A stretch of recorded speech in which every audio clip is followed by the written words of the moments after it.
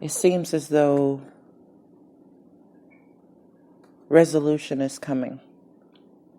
And what brings it on is the knowing that you have victory already. You recognize yourself for your efforts and your accomplishments. At one point, you were questioning your own ability, and if you're on the right track, if you're tending to everything the way that you should, that time starts to weigh on you. You start to be more aware of how long it's taking, or how much progress you've seen. Is it normal? Is it standard? Is it excessive? Is it, you start to think in comparison to what it might look like or should look like, when really you've come to a place of understanding. I did the best that I can do. I've given it a good run, and I'm content with that. Other people in your environment are recognizing your efforts. You can see the influx. I was going to say outpour. It's outpour from others. Recognition, acclaim, congratulations, or just a kind word. And it lets you know that what you were doing was not in vain, that it is in actuality in alignment with the effort you've been putting in. And you know that there's something else coming in. It's like it starts to trickle in with people in your environment that you service, or people in your environment that recognize what you do, and the compliments and the pats on the back, the high fives and the smiles, the gestures. You're recognized for what you do, and it's just a beginning. It's a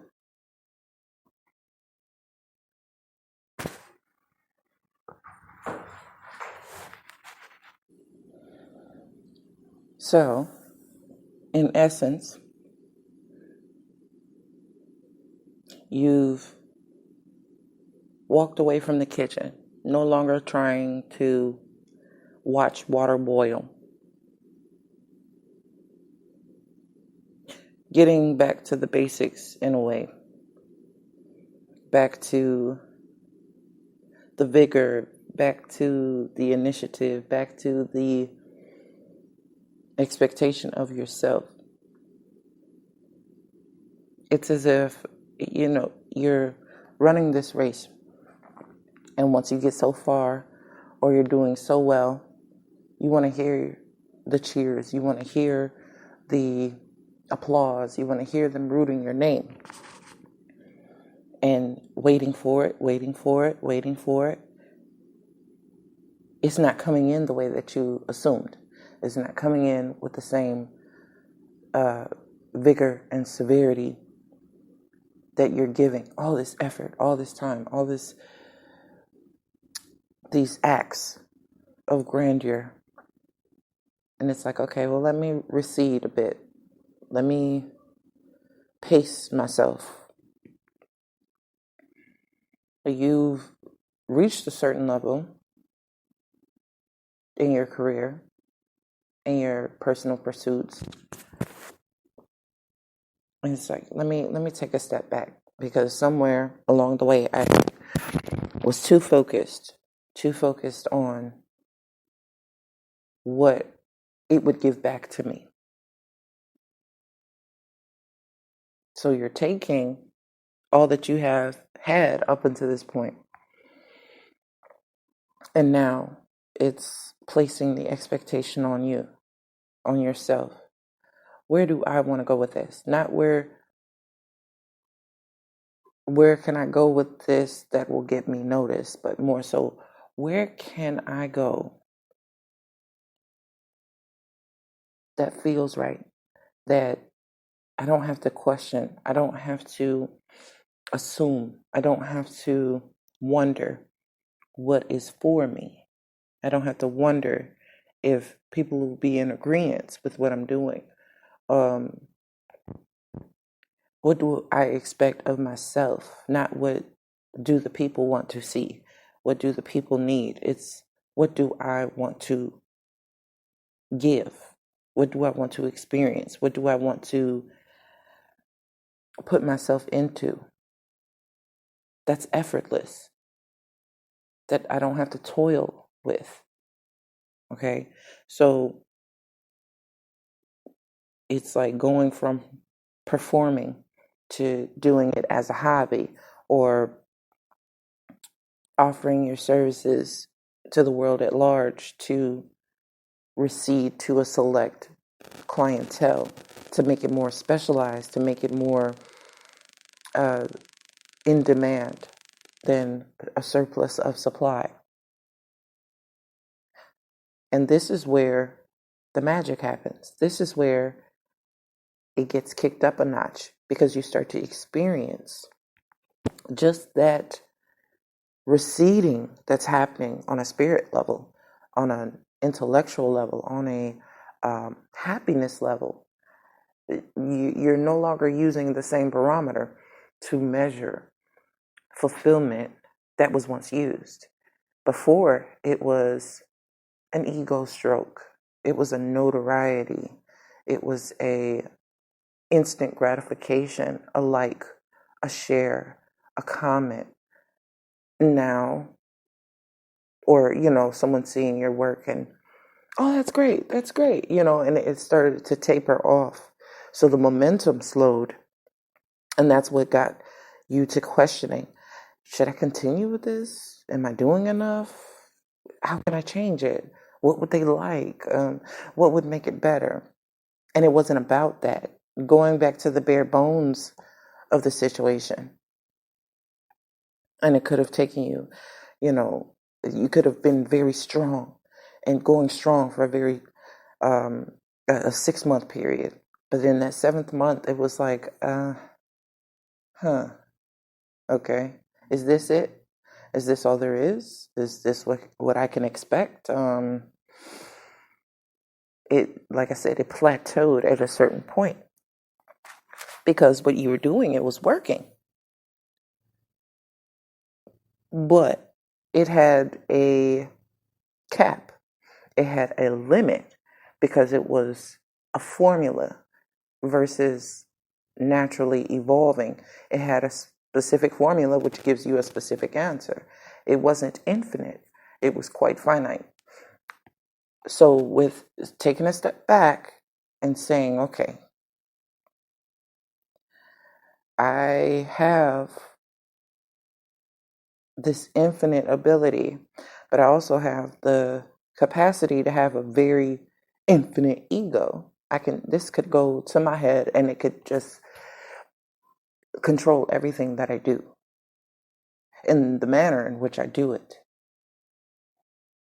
It was getting back to the core expectation, the core value of what it is that you're doing. So now what was expected can actually naturally come into you. And there's an intuitive flair to this. You know that it will be successful. You know that it will work in your favor.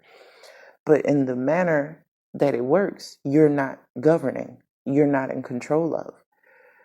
But because you could see so far to the success of the goal, you manipulated events in your favor to amass acclaim, amass notoriety.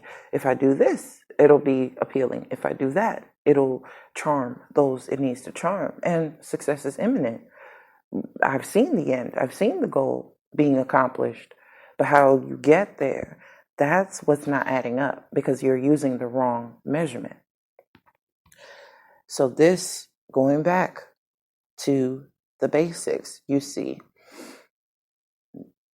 you have Set aside the fanfare, set aside the notoriety, set aside all the congratulations, and basically conferred with yourself.